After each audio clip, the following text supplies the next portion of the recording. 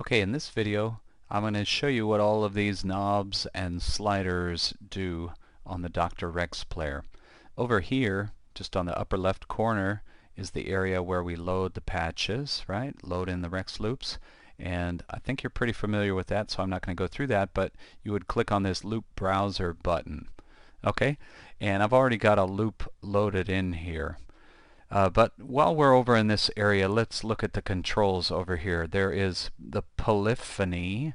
I think you all know what polyphony means, how many notes can sound at one time. And this can affect how many notes you can trigger or how many slices you can trigger from a MIDI keyboard controller at one time. Okay, there's also a couple of switches here for low bandwidth and high quality interpolation. High quality if you have if ultra sound quality is really important to you, and if you have no limits on your computer processing power. Low bandwidth might help you squeeze out a couple of extra CPU cycles if your computer is old and slow and feeble. Okay, did I say that polyphony can just be raised and lowered by clicking these up and down arrows? The bender range is for this pitch bender, which can also be controlled by a MIDI keyboard controller. And each number in the range field, like in all of the Reason devices, the synthesizers and samplers, each number represents a half step. Okay, and you can go half steps from 0 to 3 octaves, basically. Is that right? 3 octaves? Well, you figure it out. You do the math. 12 steps, half steps in an octave. Okay. I guess that'd be 2 octaves. Sorry about that. Pitch bender, modulation wheel. Now, over here are your controls for what do you want the modulation wheel to do when you engage it. And to give you an example of what that does, I'm going to go ahead up here and press the preview button on our Rex player so the loop will play.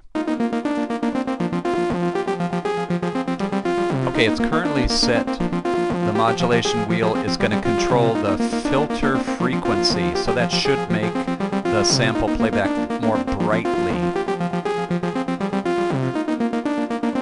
Pretty subtle effect, huh? We can change that and make it more dramatic by, I just went over to the filter here. I don't know if you saw my mouse move. I went over to the filter section and I lowered the cutoff frequency about halfway. Now when I use this modulation wheel, it should be a little more dramatic. Right.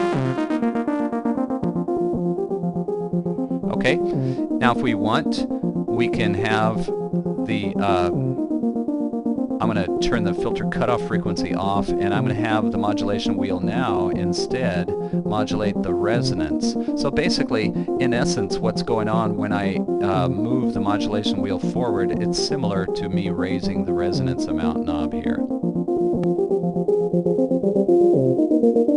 You can hear a little bit. What I'm going to do here, you notice these have positive and negative values. I'm going to set my cutoff frequency all the way up again, and my resonance all the way down. And notice I'm going to put the resonance to a positive value here and the cutoff frequency to a negative value.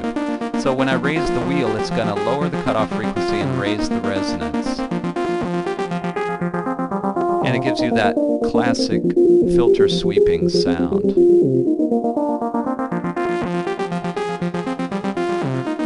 Okay, again, since this is a negative value, when I raise the mod wheel, it lowers the cutoff frequency.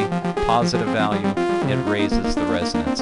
You can also have the mod wheel control the filter decay amount. Okay, these velocity controls will be effective if you're triggering the slices from a MIDI keyboard. Higher velocity values will either increase or decrease the filter envelope amount, filter decay, and amplitude or the loudness of the each individual slice. Okay, so we have the preview button. Select slice via MIDI will let you tune in or dial in or highlight, I guess is really the word I'm after, individual slices from the MIDI keyboard. You notice how this area is highlighted. If I turn that on and I were to trigger a slice from a MIDI keyboard, or by clicking on it, you see that it becomes highlighted here. Okay, if I hit preview, you'll see that highlighted area sweeping across the screen. That can be very useful if you're trying to figure out how you want to apply these controls to individual slices here. Let's say one note in your Rex loop was out of tune. You could use this feature to zero in on that particular loop, and then once you know which loop you want to deal with, you can click on it. Notice I've highlighted slice 11. I don't know if that'll show up on the video or not. And then I could adjust this pitch control to change the pitch of this slice. Okay, I can also adjust panning for each individual slice if you wanted some dramatic effects, the sound bouncing from left to right or whatever. You can adjust the level if some of the slices are too loud, some are too soft. You can even them out, or you can create accents in your Rex loop that weren't there in the original recording by increasing or decreasing the level of individual slices. And the decay time. If you had long notes and you want to make them shorter, you can do that. I'm going to do that for some of these longer slices like this one. I just clicked on the last slice. I'm going to make its decay time much shorter. And here's another kind of long slice in the middle. I'm going to make its decay time much shorter. And we should, I hope, be able to hear those will sound like clipped notes now.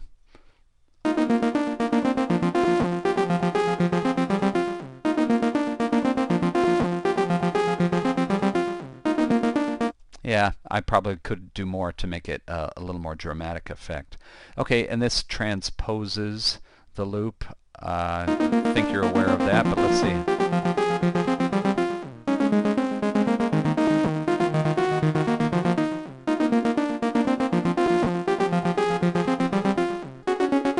So each time I click on a different key of this little MIDI keyboard icon, I'm transposing the loop either up or down.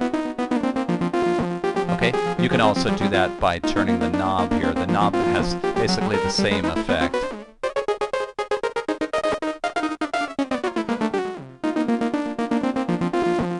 Okay, and then over here we have standard synthesizer type controls. There's a filter section, envelope generators, one for the filter, one for the amp, and there's LFO, which can be routed to several different destinations. The filter, you'll notice, has several filter types. Maybe I'll cycle through some of those. Here's a notch filter. Allows you to zero in on a particular frequency and take it out. High pass filter.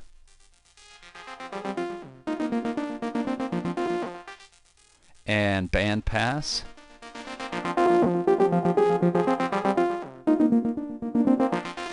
And two low pass filters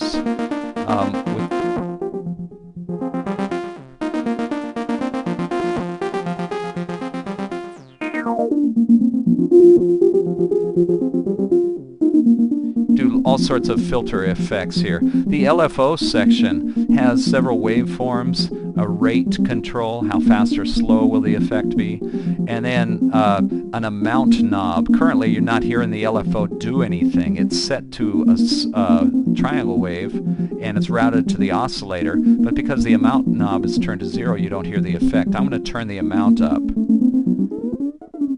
And now we hear how it's changing the pitch, right, of my sample. I'm going to flip it over to the filter, and instead of changing the pitch of the slices, it'll modulate this cutoff frequency.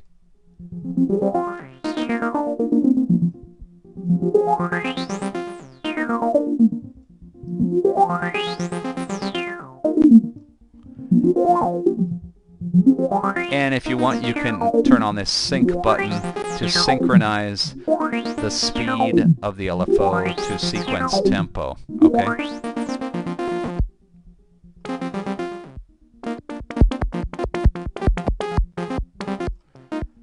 All sorts of cool stuff. Panning, that's kind of fun.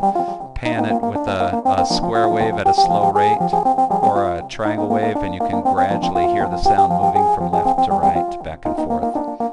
Okay, all sorts of neat stuff. And then here we have filter envelope amount, and then attack, decay, sustain, release. Amplifier envelope amount, attack, decay, sustain, release.